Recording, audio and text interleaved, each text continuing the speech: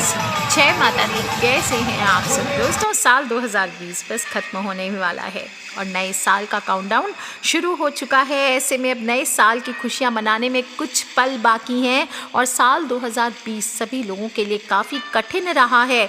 देखते देखते हमने कई अपनों को खो दिया है और इसी को देखते हुए लोगों को अब ये उम्मीद कर रहे हैं कि कम से कम जो 2021 आएगा नव वर्ष, ये शायद हमारे जीवन में थोड़ी खुशियाँ लेकर के आए।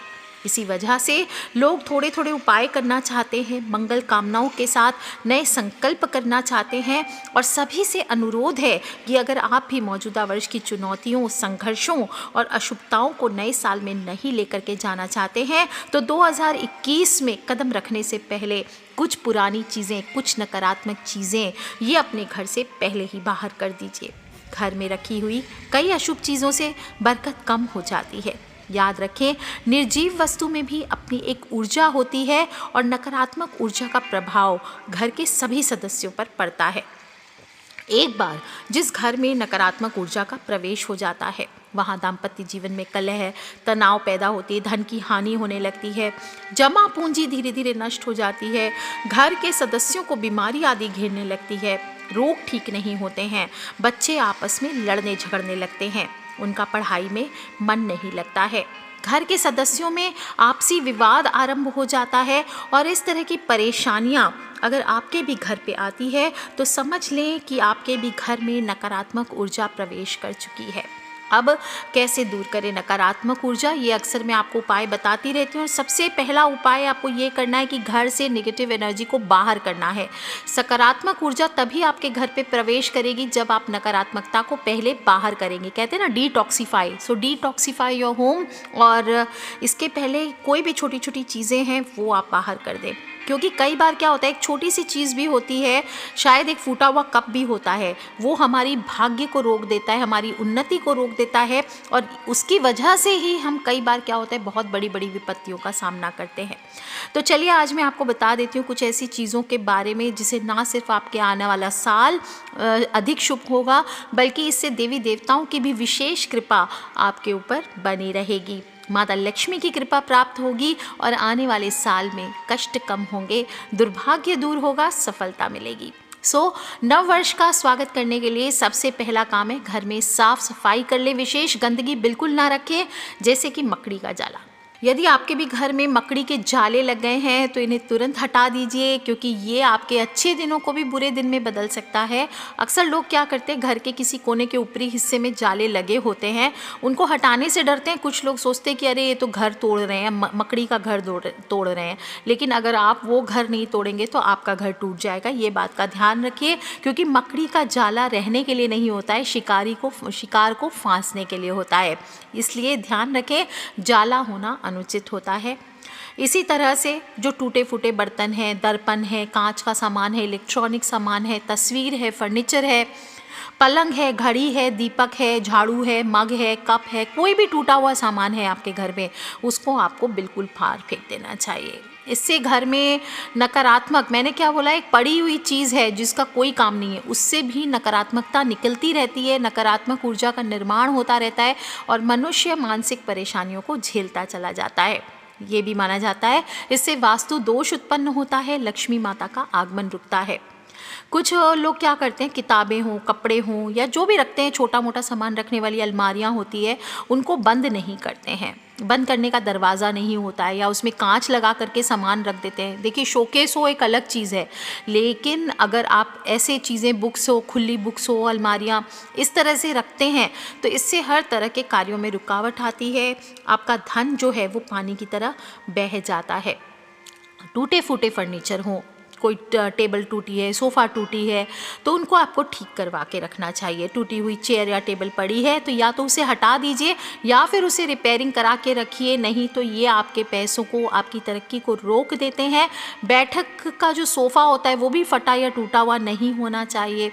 उस पर बिछाई गई चादर आदि भी गंदी या फटी हुई नहीं होनी चाहिए। अगर आप नहीं भी अफोर्ड कर सकते हैं नई चादर, कम से कम उसे सील के साफ़ सुथरा करके रखिए, इतना आपको ज़रूर करना चाहिए। सोफ़ा हो, कुर्सी हो, टेबल हो, इनका भी अपना वास्तु होता है। ये भी हमें एनर्जी देती है हमारे घर में। भले ही सुंदर और साफ भी हो कई बार, तो भी इसकी बनावट हो, आकार प्रकार हो, ये भी घर में नकारात्मक ऊर्जा का विकास करती है। इसलिए ज़्यादा पॉइंटेड चीज़ें, पॉइंटेड फर्नीचर घर में नहीं रखना चाहिए।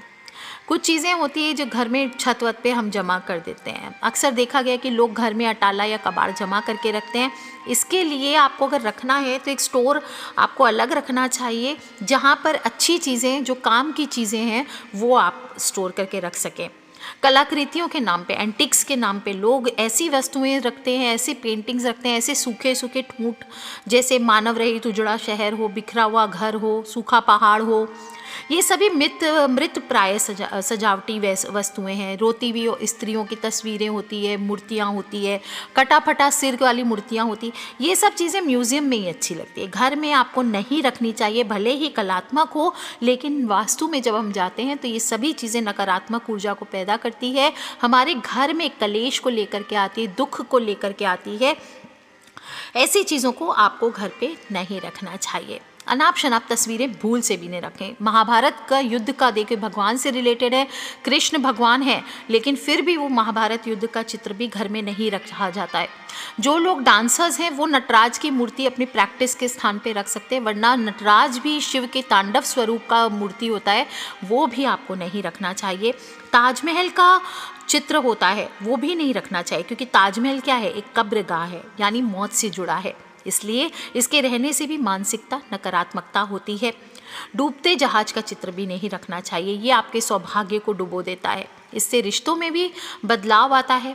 फव्वारे का चित्र नहीं रखना चाहिए, क्योंकि जिस तरह घर में पैसा आता है, समृद्धि आती है, उसी तरह पानी में भी बह जाता है। बहते पानी के साथ घर का धन भी बह जाता है। तो काफ़ी लोग कहते हैं हमारे घर पे दरिद्रता आ रही है, बार बार पैसा आता है लेकिन रहता नहीं है।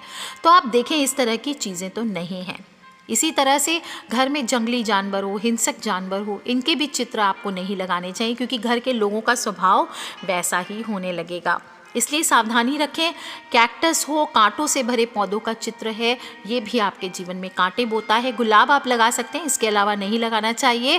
ध्यान रखें वास्तु की इन चीज़ों का। अब एक बहुत इम्पॉर्टेंट चीज़ है, अक्सर हम क्या करते हैं, साल में नए नए कपड़े, आजकल तो अमेज़न, मिंत्रा और ये सब इतने सारे हैं कि लोग नए नए कपड़े फटाफट खरीदते रहते हैं, क्योंकि सस्ते सस्ते कपड़े भी मिलते हैं।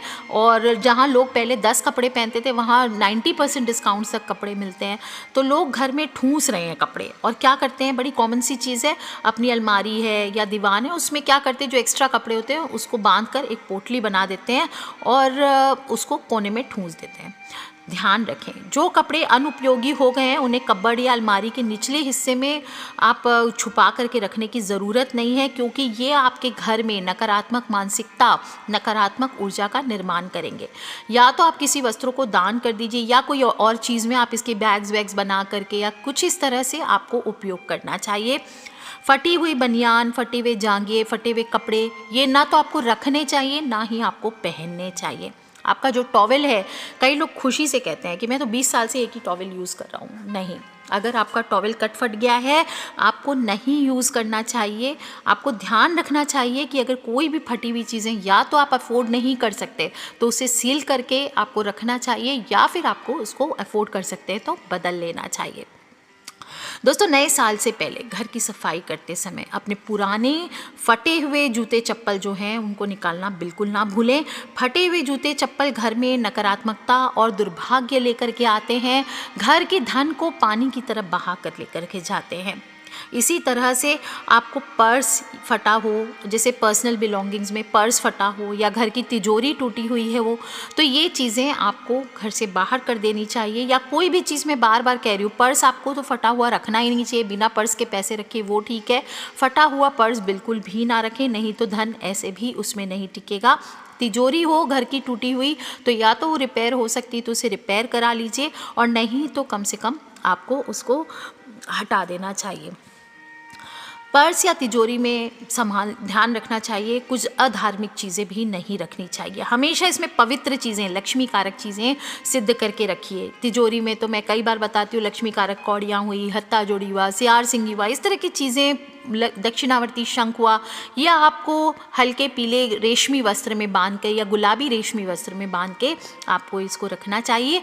इससे आपकी तिजोरी में सकारात्मक ऊर्जा बढ़ती है, इन्हें देखकर मन प्रसन्न होता है। पर्स में आप 5 इलायची भी रखते हैं या लौंग रखते हैं पूजन करके, या सिक्का कोई पूजन करके रखते हैं, तो ये सभी चीज़ें आपके पर्स में आपकी बरकत को बनाती है। और एक स्थान पे रखें, ऐसा नहीं कि ऑफिस से आया पर्स को कभी सेंटर टेबल पे रखा, कभी डाइनिंग टेबल पे फेंका, कभी अलमारी में रखा, कभी कहीं पे छोड़ दिया, सोफ़ा पे छोड़ दिया, कभी कहीं बेडरूम में फेंक दिया। नहीं, एक स्थान नियुक्त होना चाहिए। और आपके जो पर्स है उसमें भी पैसे ऐसे नहीं कि मोड़ मोड़ के पैसे पड़े हुए हैं, कहीं पे भी आप उसको मोड़ मोड़ के रखते हैं, इस तरह से नहीं, पैसों को अरेंज करके रखना चाहिए। पर्स में चाबियां भी नहीं रखी जाती है। पर्स में आप भगवान के चित्र रख सकते हैं। और तिजोरी में रुपयों के अलावा आपको सोना, चांदी, जेवरात ये रख सकते हैं। चेकबुक हो, पासबुक हो, पैसों के लेन देन संबंधी कागजात हो, पूंजी निवेश संबंधी कागजात हो, ये रख सकते हैं। पूजा की सुपारी हुआ, जैसे यंत्र बताया, श्री यंत्र, कुबेर यंत्र, कोई भी चीज़ें इस तरह से लक्ष्मी कारक चीज़ें आप रख सकते हैं, इसके अलावा नहीं रख सकते हैं। बात करते हैं हम घर के मंदिर की। अक्सर हम क्या करते हैं, मंदिर में माँ के, दादाजी दादी के ज़माने से कुछ फ़ोटोज़ ऐसी होती है जो फैमिली फ़ोटोज़ होती है। अब उसमें साइड्स के टूट गए हैं, फूट गए हैं, कई बार तो कांच भी फूट जाते हैं, वो भी चेंज नहीं कराते लोग। साइड में पानी लग लग करके फ़ोटोज़ ख़राब हो जाती है, या मूर्तियाँ होती है वो खंडित हो जाती है, लोग उसकी पूजा करते चले जाते हैं। ऐसा ना करें।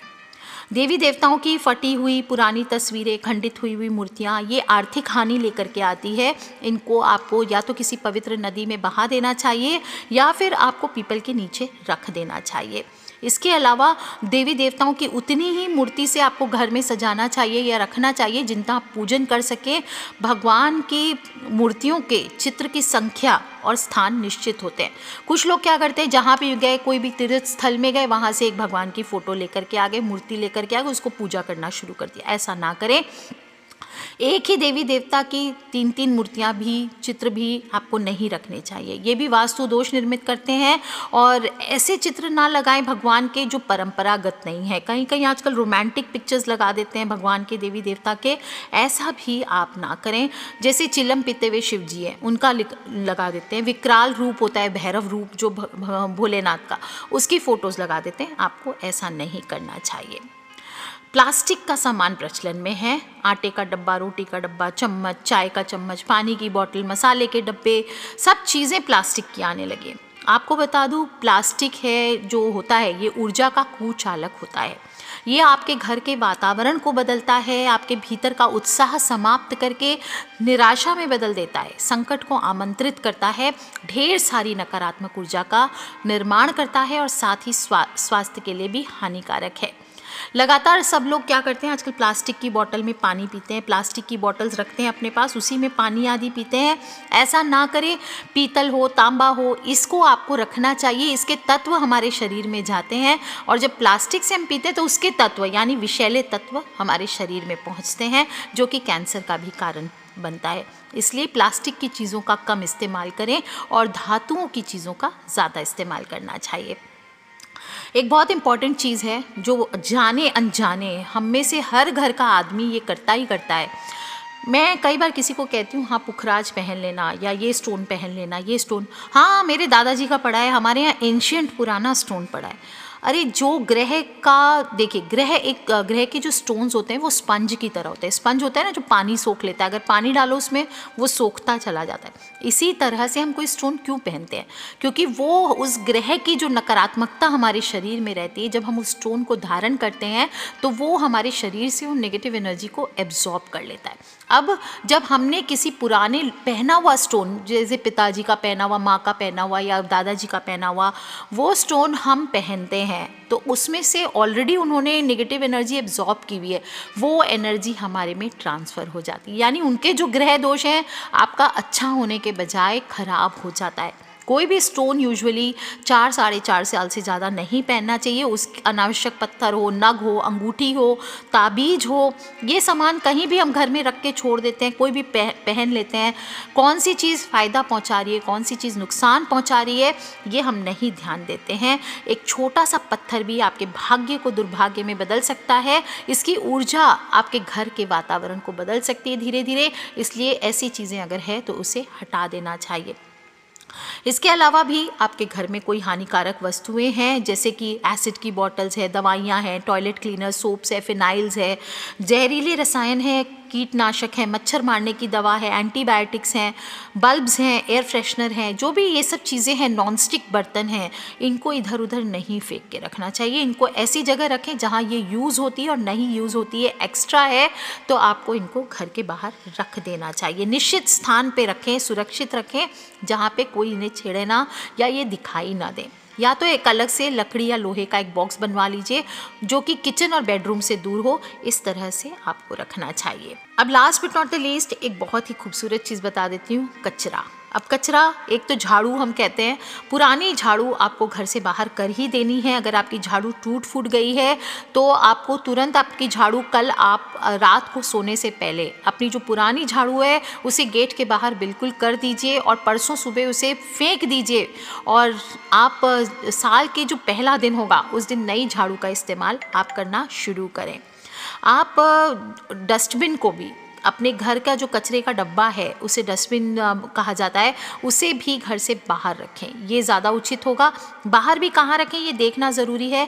ईशान कोण में, यानी घर के नॉर्थ ईस्ट कॉर्नर में आपको नहीं रखना है, और इसे हमेशा आप हो सके तो वायव्य कोण में रखें, यानी कि नॉर्थ वेस्ट साइड में आपको इसको रखना चाहिए।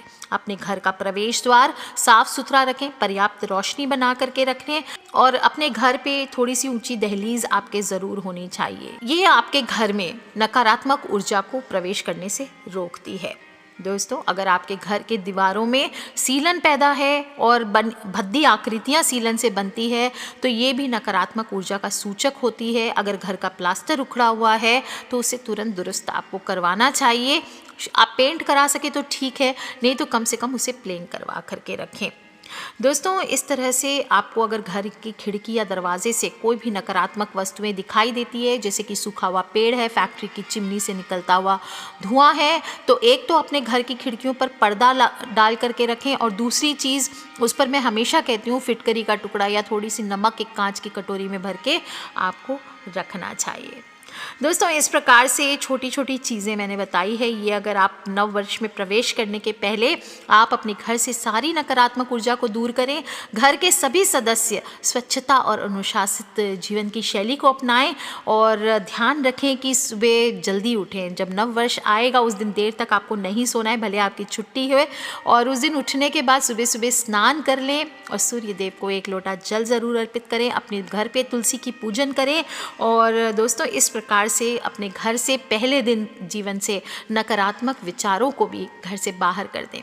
2020 में जितनी भी नकारात्मकता थी आपके अंदर कि मैं ये नहीं कर सकता हूँ जीवन में, या मैं ये किसी से दोस्ती नहीं है, मेरी दुश्मनी है, उसको मैं नुकसान पहुँचाऊँगा, या फिर कोई हार गए आप, कहीं कुछ लूज़ कर गया आपने, उसका दुख है, इन सभी विचारों को भी, नकारात्मक विचारों को 2020 में यहीं छोड़ दीजिए और 2021 में एक नए मैं के साथ आप आगे बढ़े, एक नई पॉजिटिव एनर्जी के साथ, सकारात्मकता के साथ आगे बढ़ें। तो कर लीजिए ये उपाय दोस्तों, और आवाहन करें इस नव वर्ष का बहुत ही जोर शोर से, जोश के साथ, और फिर देखिए कैसे 2021 आने वाला 2021 बहुत ही खूबसूरत होने वाला है। हम सब मिलकर एक नव वर्ष मनाएंगे, और मैं प्रॉमिस करती हूँ कि 2020 जैसा बुरा नहीं होगा। 2021 बहुत ही सुंदर सपने लेकर के आ रहा है। तो चलिए नए जोश के साथ आगे बढ़ते हैं, और अपने फ्रेंड्स, फैमिली, मम्मी पापा, भाई बहन, बच्चे, सभी लोगों से ये वीडियो को ज़रूर शेयर करें। बाकी आप करते हैं कि नहीं करते मुझे नहीं पता, लेकिन ये चीज़ों को ज़रूर शेयर करें ताकि सभी लोग अपने जीवन से नकारात्मक ऊर्जा को 2020 में यहीं छोड़ दें, और 2021 में आने वाले 2021 को सुंदर सपनों के साथ उन्हें इसका स्वागत करें। Take care friends, love you all, जय माता दी, बम बम भोलेनाथ की। सब्सक्राइब करके रखें ताकि आने वाली वीडियो से आप और मैं कनेक्टेड रहें, और अपने फ्रेंड्स, फैमिली, मम्मी पापा, भाई बहन, बच्चे, सभी लोगों से इसे शेयर करना बिल्कुल ना भूलें। Take care friends, love you all, जय माता दी, बम बम भोलेनाथ। हाँ, और अगर आप नववर्ष पे बाहर जा रहे हैं तो अपने मास्क पहनना ना भूलें और सेफ डिस्टेंस रख करके ही कहीं बाहर जाएं।